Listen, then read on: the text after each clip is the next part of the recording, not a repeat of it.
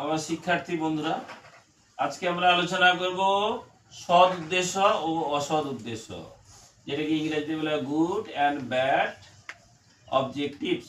সৎ উদ্দেশ্য হতে পারে, অসৎ উদ্দেশ্য হতে পারে। আমরা যতগুলো কাজ করি তার মধ্যে সৎ কিছু থাকে, কিছু অসৎ থাকে। আজকাল আমরা প্রায় দেখি যতগুলো কাজ করি না, খালি মানুষ ঠকানোর কাজগুলোই করে মানুষ।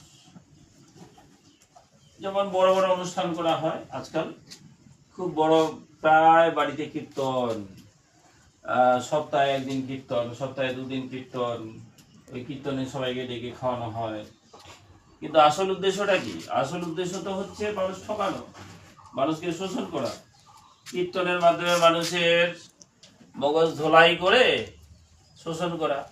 তাতে যতগুলো তান্ত্রিক আছে, তান্ত্রিকগুলো তাদের তান্ত্রিক শক্তিকে চালায়। তারা সেই সমাজের মধ্যে সবচেয়ে উঁচু স্থানীয় হিসেবে প্রতিষ্ঠা করতে চায়।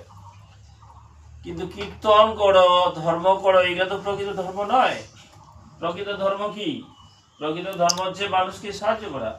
এই রাস্তাঘাটে যে ভিখারিগুলো পড়ে থাকে, ভিখারিনীগুলো পড়ে থাকে অসহায় অবস্থা, না আছে ওদের কাপড়, না আছে খাওয়ার ব্যবস্থা, ওদের জন্য কেউ ভেবেছে? এই কীর্তন যারা করে তারা ওই যে টাকা দিয়ে কীর্তন করে, তারা সেই টাকা দিয়ে ওদেরকে খাওয়ার ব্যবস্থা করতে পারে, বস্ত্রের ব্যবস্থা করতে পারে, পারে না? কিন্তু করে কি? তারা না করে মানুষ দেখানোর জন্য কীর্তন করে। দেখো, আমরা কীর্তন করি প্রতি মাসে, আমরা সমাজের বড় উঁচু স্থানীয় হতে গেলে নীরবে করতে হয়, যেটা বিবেকানন্দ করেছিলেন, স্বামী বিবেকানন্দ। আরো করেছিলেন ভগিনী নিবেদিতা, মাদার টেরেজা, বেগম রোকেয়া, মোহাম্মদ মহসিন, যীশু খ্রিস্ট। এরা নীরবে কিন্তু মানুষের জন্য কাজ করে গেছিলেন। ঠিক আছে? এই কীর্তন অনুষ্ঠানে যে মানুষকে শোষণ করার কাজ হয়, বড় বড় অনুষ্ঠান যে মানুষকে মেরে ফেলার চক্রান্ত হয়, এটা আমরা দেখতে পাই। উইলিয়াম শেক্সপিয়রের একটা গল্প আছে, ম্যাকবেথ নামক গল্প, 11-12 তোরা পড়বি। ওই অনুষ্ঠানে ম্যাকবেথ তার নিজের বন্ধু ব্যাংকো নামক তার বন্ধু ছিল, তাকে কিন্তু অনুষ্ঠানে ডেকে হত্যা করেছিল।